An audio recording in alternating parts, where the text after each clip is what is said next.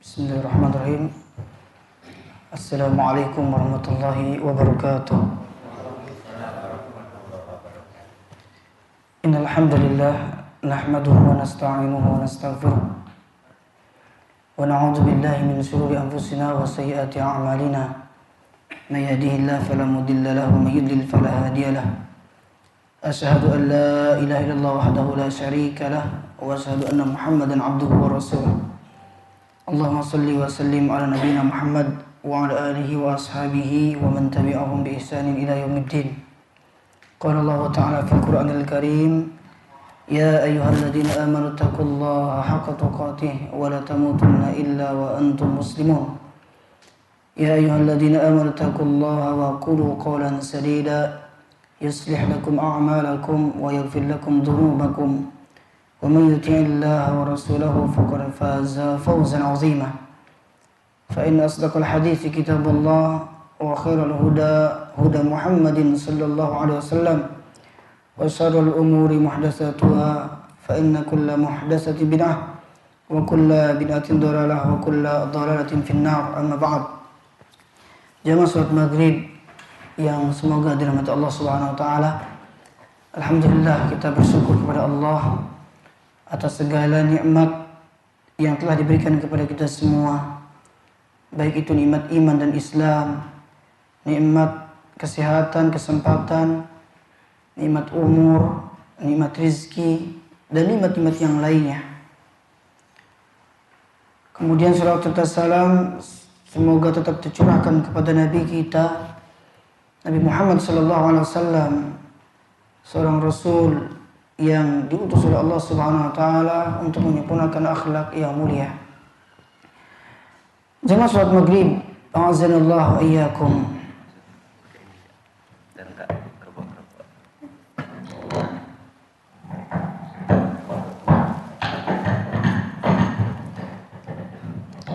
Jamaah salat maghrib, a'azanallahu wa iyyakum. Kita berkumpul di sini tentu ingin meraih surganya Allah Subhanahu wa taala. Kita berkumpul di sini ingin selalu mendekatkan diri kepada Allah Subhanahu wa taala, yaitu untuk mendalami ilmu agama, ilmu yang akan mengantarkan kita ke surganya Allah Subhanahu wa taala. Oleh karenanya, jangan sampai seseorang merasa bosan, putus asa di dalam menimba ilmu agama. Karena ketika seorang ingin belajar, tentu butuh perjuangan, butuh kesungguhan. Ketika dia sudah mengerahkan kesungguhannya, maka dia pasti akan mendapatkan apa yang dia raih, apa yang dia inginkan. Seperti perkataan Al-Imam Al-Junaid rahimahullah ta'ala, ma talaba ahadun syai'an bijiddin wa sidqin illa nalahu fa illam yanalhu kullah nalahu ba'dah. Tidaklah seseorang belajar tentang ilmu agama dengan kesungguhan, dengan penuh kejujuran, melainkan dia akan mendapatkan ilmu itu. Jika dia tidak mendapatkan seluruh ilmu, setidaknya dia mendapatkan separuh dari ilmu agama. Intinya kita terus semangat, jangan pernah bermalas-malasan di dalam menimba ilmu agama. Karena ketika seorang bersantai-santai, bermalas-malasan, maka tidak akan mendapatkan ilmu agama. Seandainya ilmu agama itu hanya bisa didapatkan dengan bersantai-santai, dengan menghayal, maka di muka bumi ini tidak ada orang bodoh. Seperti disebutkan oleh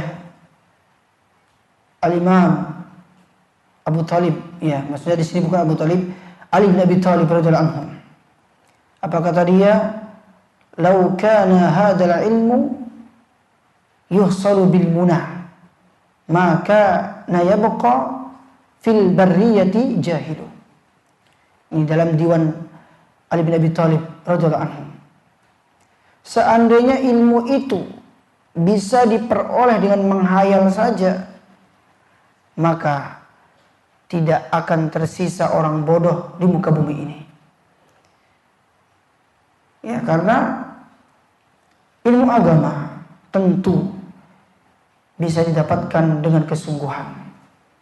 Kalau ilmu agama itu hanya bisa dicapai dengan menghayal, dengan tidur-tiduran, dengan beras-malasan, maka di muka bumi ini nggak ada orang bodoh.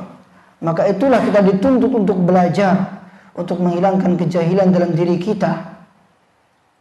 Ya. Jangan sampai seseorang duduk di majelis ilmu, tapi dia tidak pernah semangat di dalam belajar. Ada orang ikut kajian, tapi di dalam kajian dia sering ngantukan, sering tidur. Ya, bagaimana dia akan mendapatkan ilmu? Ada juga orang mengoleksi banyak kitab, tapi tidak pernah dia baca. Buku yang dia miliki hanya dijadikan pajangan semata, tapi dia tidak pernah baca buku itu. Bagaimana dia akan mendapatkan ilmu? Al-Imam Ibnu Abdul Bar rahimallahu ta'ala pernah mengatakan di dalam kitabnya Jami'ul Bayanil Ilmi wa Fadlih. Jami'ul Bayanil Ilmi wa Fadlih. Apa kata beliau? Idza lam takun hafizan wa'iyan fajam'uka lil kutubi la yanfa'. Jika engkau tidak faham, tidak hafal, ya, maka kumpulan kitab-kitabmu tidaklah bermanfaat. Percuma dia punya buku tapi dia nggak faham, nggak pernah bertanya kepada ulama, nggak pernah mau duduk di majelis ilmu. Ya, maka ini pentingnya seseorang belajar dengan talaki. Ilmu yang sesungguhnya adalah ilmu dengan talaki. Seorang ulama pernah mengatakan innamal ilmu bitalaki. Sesungguhnya ilmu yang sesungguhnya adalah dengan talaki, langsung mulazamah. Manfaatnya agar seseorang ketika dia tidak faham bisa bertanya langsung kepada ahlinya. Fas'alu ahla dzikri in kuntum la ta'lamun. Maka bertanyalah kepada ahli ilmu jika kalian tidak mengetahui. Jemaah salat maghrib yang dirahmati Allah Subhanahu wa taala. Kita lihat bagaimana para ulama. Disebutkan dalam kitab Tadhkiratul Huffaz. Ya, ada seorang ulama seperti Yahya bin Ma'in rahimallahu taala. Seorang ahli hadis. Di masa hidupnya dia selalu mengorbankan tenaga, pikiran, bahkan hartanya untuk belajar ilmu agama. Sampai-sampai dia mendapatkan warisan sekitar 50.000 dirham kalau nggak salah. Ya. Itu sampai miliaran. Ya. Tapi dia habiskan uangnya untuk belajar ilmu agama. Dia gunakan untuk mengumpulkan hadis-hadis, untuk mengoleksi kitab-kitab. Karena kitab itu merupakan harta berharga para ulama. Semua uang mereka gunakan untuk beli kitab. Maka nggak rugi orang-orang punya kitab, punya buku banyak, kemudian dia baca buku itu nggak rugi. Itulah sebenarnya harta berharga para ulama. Bahkan diceritakan seorang ulama sampai dia kehabisan uang dan tidak bisa beli sandal. Karena uangnya sudah habis. Untuk apa? Untuk belajar ilmu agama. Itu perjuangan mereka. Ya. Sampai-sampai ulama mengatakan, man talabal hadis aflas. Barang siapa yang mencari ilmu hadis harus siap-siap bangkrut. Maksudnya di sini, ketika seorang berjuang ingin mencari ilmu hadis, mereka berjalan dari kota ke kota, menghabiskan uang, bekal mereka untuk mencari hadis. Saking banyaknya hadis yang harus dia hafal. Maka siap-siap bangkrut kalau orang ingin belajar ilmu hadis. Ulama dahulu sampai mengerahkan semua harta mereka. Untuk apa? Untuk belajar ilmu agama. Sekarang kita sudah enak, Pak. Kita mau belajar bisa lewat YouTube. Bisa kita dengarkan kajian-kajian di YouTube, di televisi, atau bisa datangi masjid-masjid. Dulu mereka berjalan kaki ingin belajar ilmu agama. Ya. Ada yang sampai kehabisan bekal di tengah jalan, dia kelaparan dan dia haus. Sampai-sampai dia terpaksa meminum air kencingnya sendiri. Ini ulama dahulu, Pak. Kita sekarang sudah enak, tinggal naik motor, apalagi yang rumahnya dekat masjid. Ya, masa dia enggan untuk datang di majelis ilmu. Ya. Jamaah sholat maghrib yang Allah Subhanahu wa taala. Ya, ini sebagai motivasi bagi kita bagaimana agar kita lebih semangat lagi di dalam menimba ilmu agama. Insya Allah orang-orang yang menimba ilmu agama tidak akan pernah merugi baik di dunia maupun di akhirat. Pada kesempatan ini kita akan bahas ya tentang kisah ulama yang ini masih berkaitan tentang masalah kesabaran. Beberapa pertemuan yang lalu kita sudah bahas ya dalam kitab Mawsu'atul Akhlaq ya tentang macam-macam kesabaran. Ya. Kemudian ada sabar yang dibolehkan, ada sabar yang dilarang. Ya, ini sudah saya bahas. Ya. Kemudian kita akan bahas tentang bagaimana kisah ulama atau kesabaran para ulama di dalam menghadapi cobaan. Ya.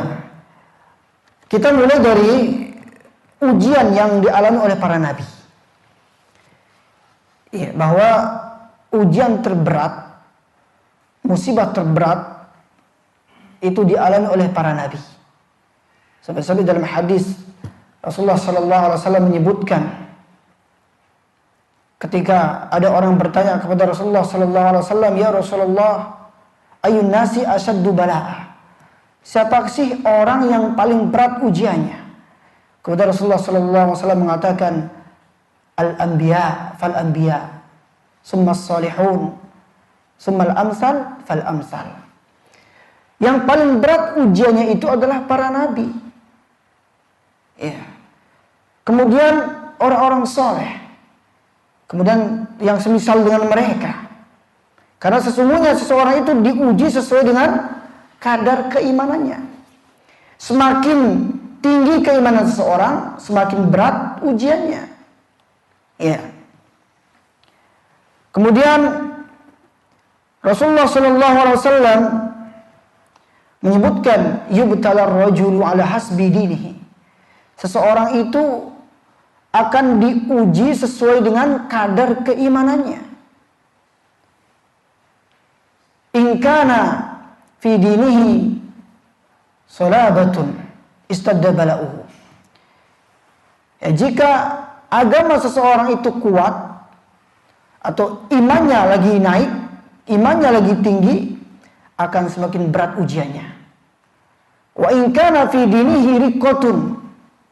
Ya. Jika iman seseorang itu lemah, maka akan disesuaikan sesuai dengan kadar keimanannya. Ujian itu sesuai dengan kadar keimanannya. Ya.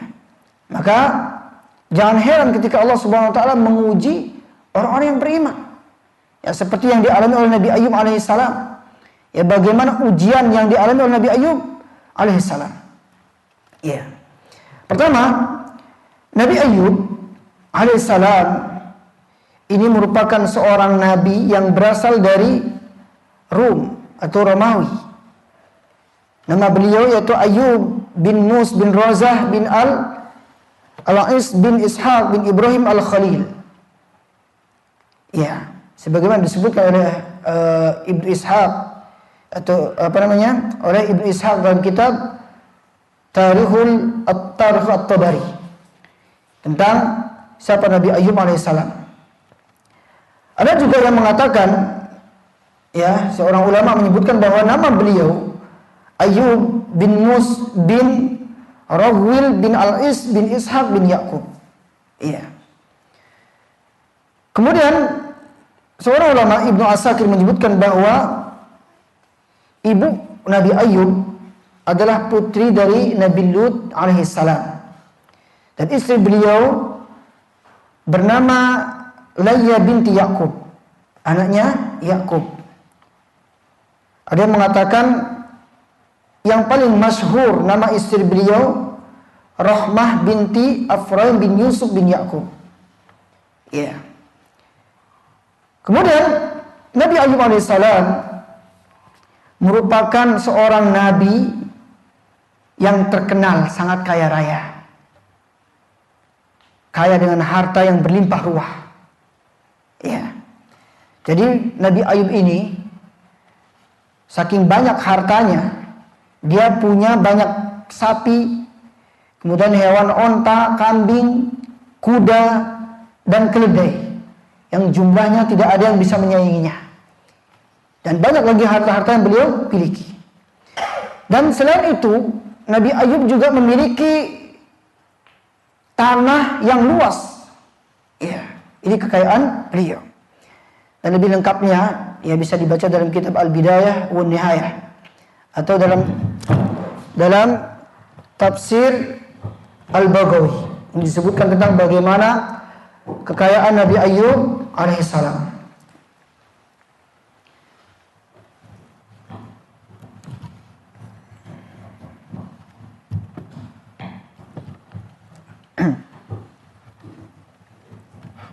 Ya. Kemudian selain itu Allah Subhanahu wa taala juga memberikan kepada Nabi Ayub alaihissalam suatu karunia berupa keluarga dan anak laki-laki dan perempuan. Ini juga merupakan harta berharga Nabi Ayub alaihissalam. Dan selain itu Nabi Ayub terkenal sebagai orang yang baik, orang yang bertakwa kepada Allah, dan beliau adalah orang-orang yang menyayangi para fakir miskin. Beliau juga sering memberikan makan orang-orang miskin, sering menyantuni para janda, anak-anak yatim, kaum du'afa, dan ibnu sabil. Orang-orang yang berada dalam perjalanan jauh. Ya. Dan beliau adalah orang-orang yang bersyukur atas nikmat Allah Subhanahu wa taala dengan menunaikan hak-hak Allah Subhanahu wa taala.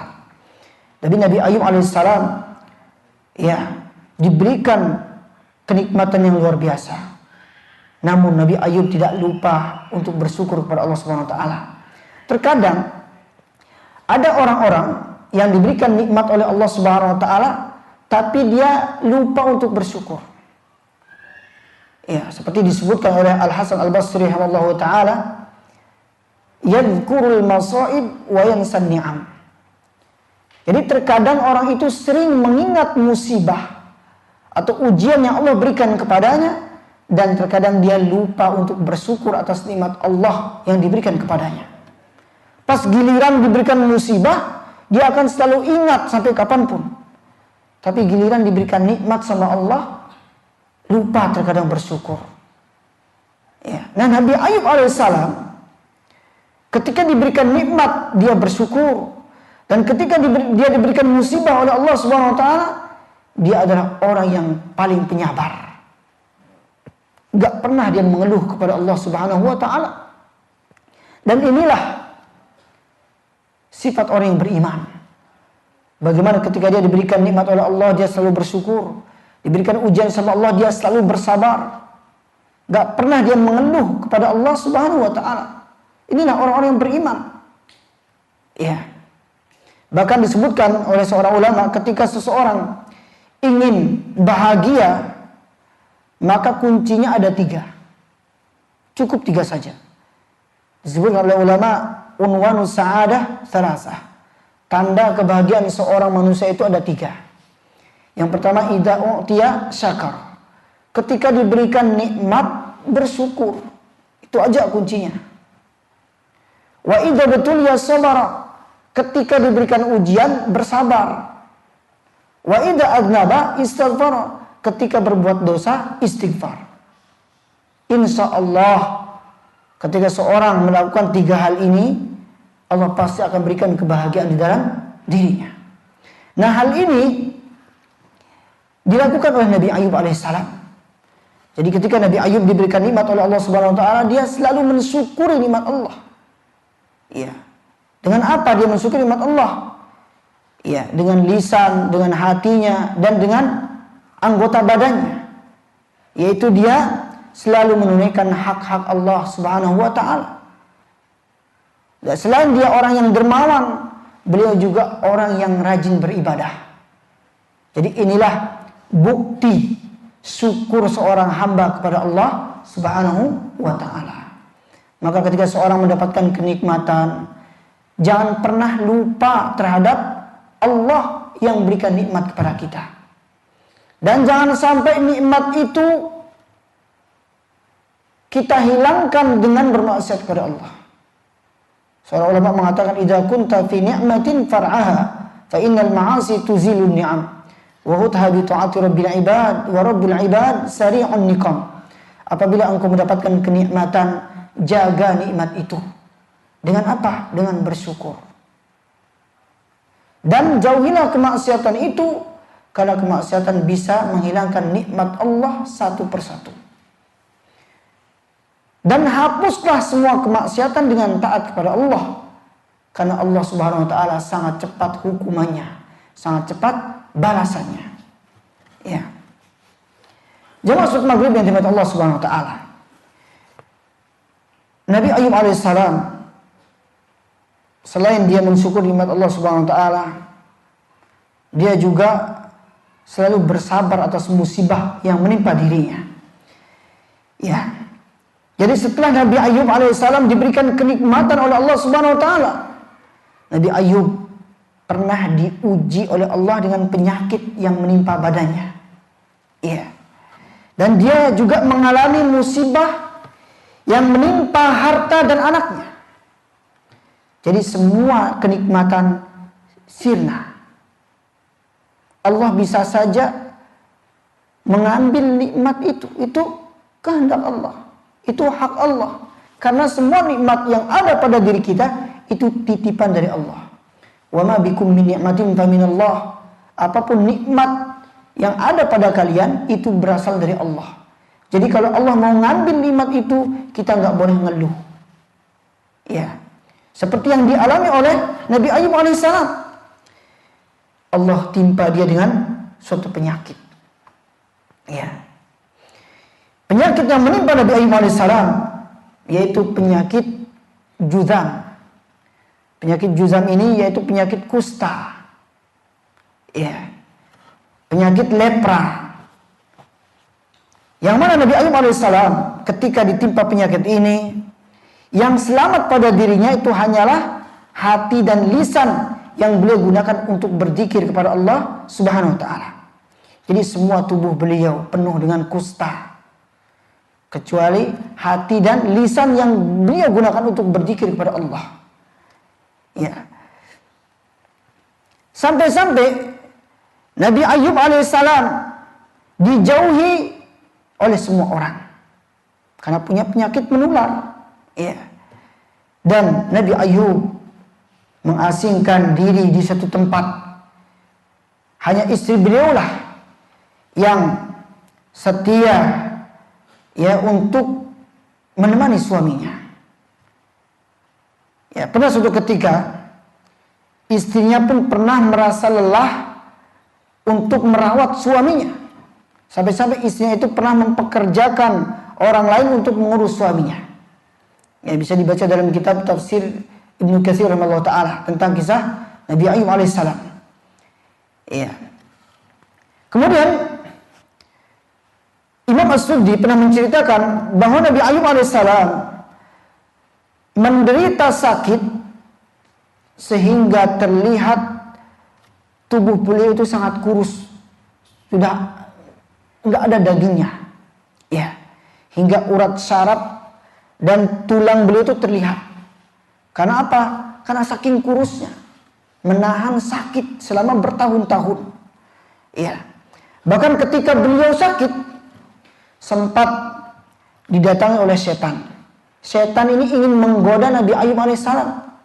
Bagaimana agar Nabi Ayub ini suudzon sama Allah. Ya. Dan di saat itulah setan mendatangi Nabi Ayub alaihissalam. Namun Nabi Ayub tidak tergoda sedikit pun dari godaan setan yang terkutuk. Beliau malah mengatakan, alhamdulillahilladzi huwa a'taha wa huwa akhadha. Segala puji bagi Allah, dialah yang memberikan penyakit atau memberikan nikmat dialah pula yang berhak mengambil nikmat itu. Jadi ketika seorang mendapatkan musibah, seharusnya dia mengucapkan alhamdulillah. Bukan dia itu mengeluh sama Allah. Masa diberikan musibah, ya, selain dia mengucapkan inna lillahi wa inna ilaihi raji'un, ya, dan dia juga harus bersyukur atas musibah yang menimpa dia, ya, atas sakit yang menimpa dia. Karena apa? Sakit itu bisa menggugurkan dosa-dosa. Nah, Nabi Ayub ketika diuji sakit, dia mengucapkan alhamdulillahilladzi ataha wa huwa akhadha. Segala puji bagi Allah, dialah yang memberikan nikmat, dialah pula yang berhak untuk mengambilnya. Ya. Lalu Nabi Ayub alaihissalam juga menyebutkan bahwa dia tidak memiliki harta dan jiwa sama sekali. Karena dia meyakini bahwa semua harta yang dia miliki, jiwa raga yang dia miliki, itu milik Allah subhanahu wa ta'ala. Maka seseorang ketika mendapatkan nikmat, jangan dulu bangga. Jangan pernah sombong terhadap nikmat yang ada pada dirinya. Ketahuilah sesungguhnya itu merupakan titipan dari Allah, dan Allah bisa saja mengambil kapan Allah mau. Dan ketika seorang mendapatkan musibah, jangan pernah menyandarkan keburukan kepada Allah, dan hendaklah dia selalu berhusnudzon kepada Allah. Mungkin di balik musibah itu pasti ada hikmah. Ya. Jangan pernah kita suudzon sama Allah subhanahu wa ta'ala. Jamaah salat maghrib yang dimata Allah subhanahu wa ta'ala, Nabi Ayub alaihissalam merupakan seorang nabi yang mendapatkan musibah selama 18 tahun. Tapi ini ada beberapa versi dari para ulama. Ibnu Syihab mengatakan bahwa Anas pernah menyebutkan bahwa Nabi Ayub alaihissalam itu menderita sakit lepra ini selama 18 tahun. Ada juga yang mengatakan, ya, seperti Ka'ab mengatakan bahwa Nabi Ayub mengalami musibah selama 7 tahun, 7 bulan, 7 hari. Bahkan ada juga yang mengatakan, seperti Al-Hasan Al-Basri, bahwa Nabi Ayub mengalami sakit selama 7 tahun berapa bulan. Ya. Namun ini, ya, hanya pendapat para ulama. Ya. Intinya Nabi Ayub alaihissalam itu mengalami sakit bertahun-tahun. Ya, kemudian beliau mampu untuk bersabar atas musibah yang menimpa beliau. Dan beginilah seharusnya seorang mukmin ketika ditimpa musibah, dia jangan gampang-gampang menyalahkan Allah subhanahu wa ta'ala. Jemaah salat maghrib yang dimata Allah subhanahu wa ta'ala, tentang kisah Nabi Ayub ini Allah subhanahu wa ta'ala sebutkan di dalam surah Al-Anbiya ayat 83 sampai 84. Wa ayyuba idnada rabbahu anni massani ad-durru wa anta arhamur rahimin fastajabna lahu fakashafna bihi min durrin wa atainahu ahlahu wa mislahum ma'ahum rahmatan min indina wa dzikra lil 'abidin. Dan ingatlah kisah Nabi Ayub alaihissalam ketika dia menyeru Tuhannya, wahai Tuhanku, sesungguhnya aku telah ditimpa penyakit dan Engkau adalah Tuhan yang Maha Penyayang di antara semua penyayang. Maka kami pun memperkenankan seruannya itu.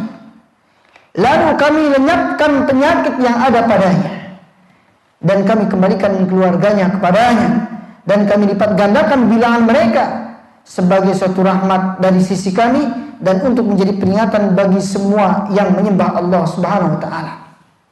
Ya. Jadi di dalam ayat ini Allah subhanahu wa ta'ala menceritakan bagaimana musibah yang dialami oleh Nabi Ayub alaihissalam. Bagaimana kesabaran Nabi Ayub alaihissalam ketika ditimpa penyakit. Kemudian dia berdoa kepada Allah subhanahu wa ta'ala untuk disembuhkan dari penyakitnya.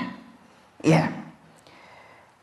Kemudian setelah Nabi Ayub alaihissalam bersabar dalam menghadapi musibah dan cobaan, dan doa beliau dikabulkan oleh Allah subhanahu wa ta'ala, akhirnya beliau diberikan kesembuhan dan beliau diberikan istri atau diberikan kembali anak dan istrinya.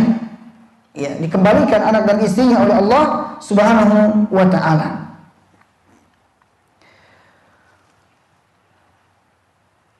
Disebut oleh ulama Syekh As-Sa'di, ya. Syekh As-Sa'di rahimahullah taala mengatakan bahwa keluarga dan hartanya dikembalikan oleh Allah Subhanahu wa taala. Yang dulunya ketika Nabi Ayub alaihissalam mengalami sakit, keluarganya menjauhi beliau, kecuali istrinya yang setia menemani Nabi Ayub alaihissalam. Namun setelah Allah sembuhkan Nabi Ayub, Allah kembalikan keluarga dan hartanya kembali. Ya, berkat apa? Berkat kesabaran Nabi Ayub alaihissalam. Maka ketika seorang diberikan musibah apapun, maka wajib bagi dia untuk sabar. Karena di balik kesabaran, ya, ada hikmah yang lebih manis daripada madu. Seperti perkataan seorang ulama, as-sabru murrun walakinna awaqibahu ahla minal asal. Sabar itu memang pahit, berat ketika orang ingin bersabar. Tapi ingat, buah dari kesabaran lebih manis daripada madu. Pasti ada banyak hikmah dari kesabaran itu. Ada banyak hikmah di balik cobaan itu. Ya, seperti yang dialami oleh Nabi Ayub alaihissalam. Nah, kemudian Syekh As-Sa'di mengatakan, berkat kesabaran Nabi Ayub alaihissalam dan berkat keridhaan beliau ketika menghadapi musibah, Allah Subhanahu wa taala berikan balasan. Bahkan balasan itu disegerakan oleh Allah di dunia sebelum mendapatkan balasan di akhirat kelak. Jadi di dunia pun Allah langsung berikan balasan bagi orang-orang yang bersabar. Ya. Al-Hasan Al-Basri dan Qatadah juga pernah mengatakan, Allah Subhanahu wa taala menghidupkan mereka kembali untuknya dan menambahkan orang-orang yang semisal mereka. Maksudnya di sini Nabi Ayub, ya, diberikan karunia oleh Allah Subhanahu wa taala, keluarganya dikembalikan oleh Allah, kemudian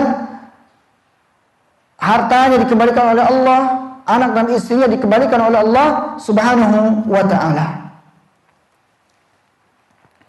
Kemudian yang perlu kita ambil dari kisah ini, ya, ada beberapa pelajaran yang bisa kita ambil dari kisah Nabi Ayub alaihissalam. Yang pertama, ketika seorang menjadi kaya, kemudian dia menjadi orang kaya yang bersyukur dan rajin untuk bersedekah, ya, bisa jadi orang diuji dengan miskin dan hendaklah dia bersabar atas kekurangan harta. Ya, jadi ada orang kaya bersyukur dan dia selalu rajin untuk bersedekah. Bisa juga orang itu menjadi miskin namun dia bersabar. Ya, seperti Nabi Ayub alaihissalam, diberikan harta melimpah oleh Allah Subhanahu wa taala, tiba-tiba diuji sama Allah.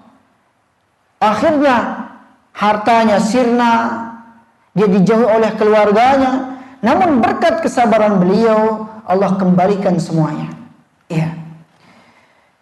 Jadi itulah orang beriman, ketika dia diberikan nikmat dia bersyukur, ketika diberikan kemiskinan dia bersabar. Ya, seperti dalam hadis dari Suhaib, dia berkata, Rasulullah sallallahu alaihi wasallam bersabda, "Ajaban li amril mu'min, inna amrahu kullahu khair, wa laysa dzaka li ahadin illa lil mu'min. In asabathu sarra syakara fa kana khairan lah, wa in asabathu dharra sabara fa kana khairan lah." Sungguh menakjubkan keadaan seorang mukmin. Jika dia didapati kesenangan atau mendapatkan kesenangan, dia selalu bersyukur dan itu baik baginya. Jika dia mendapatkan kesusahan, mendapatkan musibah, dia bersabar, itu pun baik baginya. Ya, ini ya sifat orang-orang yang beriman. Ya. Kemudian pelajaran yang kedua yang bisa kita ambil dari kisah Nabi Ayub alaihissalam, lihatlah Nabi Ayub alaihissalam, beliau ini orang yang tidak sombong dengan kekayaan yang dia miliki. Karena kekayaan itu sebenarnya ujian. Makanya Allah katakan innama amwalukum wa auladukum fitnah. Sesungguhnya harta-harta kalian, anak-anak kalian itu merupakan ujian. Ya, tergantung bagaimana seorang itu menginfakkan hartanya. Terkadang ada diberikan harta, tapi hartanya dihambur-hamburkan untuk apa? Untuk bermaksiat kepada Allah. Ada orang diberikan harta, tapi hartanya digunakan di jalan Allah Subhanahu wa taala. Ya, ada kalanya harta itu merupakan ujian bagi orang-orang yang memiliki harta. Ya. Disebutkan dari Hasan Al-Basri bahwa Umar bin Khattab pernah yang menuliskan surat kepada Abu Musa Al-Asy'ari. Isi suratnya, merasa cukuplah atau qanaahlah dengan rezeki dunia yang telah Allah berikan kepadamu. Karena Ar-Rahman, Allah yang Maha Pengasih, mengaruniakan lebih sebagian hamba dari yang lainnya dalam hal rezeki. Bahkan yang didapatkan rezekinya sebenarnya sedang diuji oleh Allah. Ya. Sebagaimana yang kurang dalam hal rezeki itu juga diuji sama Allah. Yang diberi kelapangan rezeki oleh Allah itu diuji bagaimana dia bisa bersyukur atas harta yang Allah berikan itu. Dan bagaimana agar dia bisa menunaikan kewajiban-kewajiban dari rezeki yang telah diberikan kepadanya. Jadi jangan kira orang kaya itu tidak diuji sama Allah, pasti diuji sama Allah. Karena yang namanya manusia itu tidak pernah terlepas dari yang namanya ujian. Semua diuji sama Allah. Iya. Ya, jadi dari kisah inilah hendaklah seorang mengambil pelajaran bagaimana qanaahnya Nabi Ayub alaihissalam. Dan itulah seharusnya yang kita lakukan ketika diberikan rezeki oleh Allah, harus sering qanaah. Kita harus selalu merasa cukup terhadap nikmat yang Allah berikan kepada kita. Ya, karena orang qanaah ini dia akan selalu merasakan kebahagiaan di dunia. Seperti perkataan Al-Imam Asy-Syafi'i rahimahullahu taala, "Idza kunta dza qalbin qanu'in fa anta wa malikud dunya sawa'u." Apabila engkau memiliki jiwa yang qanaah, hati yang qanaah, maka engkau dengan raja dunia sama saja. Walaupun dia punya sedikit harta, tapi dia merasa cukup. Itulah orang yang bahagia. Banyak orang yang punya kelebihan harta, tapi ternyata terkadang dia belum juga merasa puas. Sehingga dia habiskan umurnya untuk mengumpulkan harta dunia. Padahal kalau orang itu ingin bahagia, Pak ya, disebutkan dalam hadis Rasulullah SAW, orang yang bahagia itu ada 3. Man asbaha minkum aminan fi sirbi, mu'afan fi jasadi, wa indahu qutu yaumi, fa ka'annama hizat lahu dunya bihadafiriha. Barang siapa yang di antara kalian di waktu pagi itu merasa aman dalam dirinya, itulah orang bahagia sebenarnya. Aman dalam diri. Bahkan para ulama mengatakan aminan fi sirbi, ada yang mengatakan aminan fi nafsihi, dia aman dalam dirinya. Aminan fi ahlihi, aman dalam hartanya, itu orang bahagia. Aminan fi baiti, merasa aman di rumahnya. Aminan fi torikihi, aman ketika di jalan. Aminan fi maskanihi, di tempat tinggalnya. Aminan fi ahlihi, aman dalam keluarganya, tidak ada masalah dalam keluarganya. Itu sebenarnya orang bahagia. Terkadang nih, ada orang punya banyak harta, tapi banyak masalah dalam keluarganya. Suami sama istri sering tengkar, belum bikin masalah anak, ya. Terkadang tengkar, gak bahagia hidupnya. Sebenarnya yang bahagia itu adalah aman dari segalanya. Gak dikejar-kejar utang, ya, di rumah nyaman, gak ada yang nguber-nguber gitu ya. Itu sebenarnya orang yang bahagia. Ya. Kemudian mu'afan fi jasadi, sehat badannya. walaupun dia ya sederhana tapi badannya selalu sehat. Ada orang banyak harta tapi sering masuk rumah sakit. Ya kita berlindung sama Allah, semoga dijauhkan dari segala penyakit. Ya, baik yang punya banyak harta maupun yang punya kurang harta, semoga semuanya selalu diberikan kesehatan oleh Allah Subhanahu wa taala. Ya. Kemudian wa indahu qutu yaumi. Dia punya makanan yang bisa dia makan pada waktu itu. Walaupun dia hanya makan terasi atau makan garam saja ya, atau makan sambal saja, tapi dia bersyukur kepada Allah Subhanahu wa taala. Fa ka'annama hizat lahu dunya bihadzafiriha.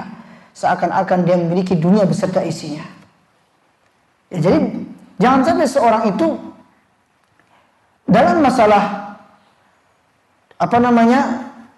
urusan dunia, jangan sampai dia diperbudak oleh yang namanya harta dunia. Ya, silakan seorang mencari harta dunia, tapi jangan jadikan dunia tujuan satu-satunya. Jadikanlah akhirat sebagai tujuan kita satu-satunya. Karena kita semua akan kembali kepada Allah Subhanahu wa taala. Kemudian pelajaran yang ketiga yang kita bisa ambil dari kisah Nabi Ayyub alaihissalam, ingatlah kekayaan itu titipan Allah. Kalau kita pahami ya sewaktu-waktu ketika kenikmatan dunia tersebut diambil sama Allah, tentu kita tidak akan terlalu bersedih. Kenapa? Karena kita tidak menjadikan harta dunia sebagai tujuan kita satu-satunya. Berbeda dengan orang-orang yang menjadikan harta dunia sebagai tujuan dia satu-satunya. Mungkin ketika dia kehilangan harta, dia akan merasa bersedih. Ya. Tapi kalau orang tujuannya akhirat, walaupun dia kehilangan harta, dia tetap ya bersabar. Dia nggak terlalu bersedih. Karena dia yakin bahwa kenikmatan itu ya merupakan titipan Allah Subhanahu wa taala. Ya. Kemudian kita juga bisa ambil dari pelajaran dari kisah Ummu Sulaim, ya, ibu dari Anas bin Malik. Jadi Ummu Sulaim ini nama aslinya adalah Rumaisah. Jadi dia punya suami bernama Abu Talhah. Nah, saat itu putranya meninggal dunia. Kemudian Ummu Sulaim ini menghibur suaminya di malam hari dengan memberikan malam, dan dia melayani suaminya, melayani di ranjang, ya. Nah, setelah suaminya benar-benar puas, barulah dia mengabarkan tentang kematian putranya. Jadi begini seharusnya sikap seorang istri. Ketika suami capek-capek pulang kerja, kemudian nyampe rumah, seharusnya istri itu melayani suaminya dengan baik. Iya, langsung dia pijitin suaminya, siapkan makanan untuk suaminya. Untuk apa? Untuk menyenangkan hati suami. Nah, disebutkan dalam kisah ini, setelah suaminya sudah merasa puas, diberikan makan, sudah kenyang, ya, dilayani dengan baik, barulah dia mengatakan, ya Aba Talhah, ara'aita law anna qauman a'aru ariyatahum ahla baitin fatalabu ariyatahum, ya, an yamna'uhum, qala la, qalat fahtasib ibnaka. Bagaimana pendapatmu wahai Abu Talhah jika ada suatu kaum meminjamkan sesuatu kepada salah satu keluarga, lalu mereka meminta pinjaman mereka lagi, apakah tidak dibolehkan untuk diambil? Abu Talhah mengatakan tidak boleh. Kemudian Ummu Sulaim mengatakan, bersabarlah dan berusaha raih pahala karena kematian putramu. Luar biasa, Pak. Bagaimana pelayanan seorang istri ketika keluarganya ditimpa musibah. Dia tidak langsung mengabarkan ya kepada Abu Talhah pas dia datang ke rumah, tidak. Tapi dia layani dulu suaminya, berikan makan suaminya. Ketika suaminya sudah nyaman, baru dia cerita bahwa putranya telah meninggal dunia. Ya, ini juga kisah kesabaran seorang sahabiyah. Bagaimana ya betapa sabarnya sahabiyah ini ketika ditinggal mati oleh anaknya yang dia sayangi. Ya. Karena waktu sudah habis, ya saya baca sedikit lagi. Pelajaran yang keempat yang bisa kita ambil dari kisah Nabi Ayub alaihissalam, sakit dan ujian akan menghapus dosa. Ya, sehingga kita butuh untuk menahan diri kita agar bersabar karena mengetahui keutamaan dari sabar itu.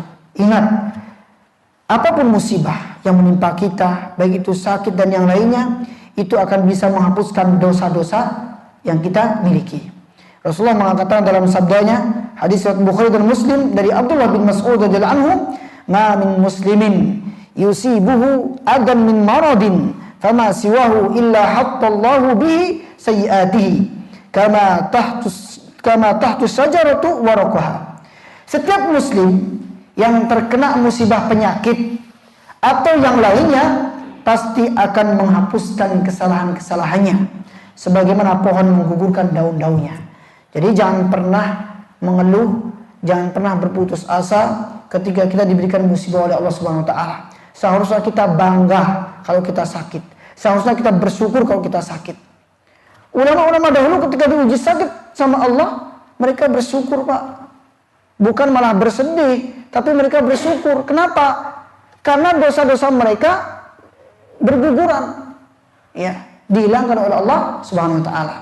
Jadi mungkin hanya ini yang bisa saya sampaikan. Mudah-mudahan dari kisah ini kita bisa mengambil pelajaran, ya, agar kita ini bisa semakin bersabar di dalam menghadapi musibah yang menimpa kita.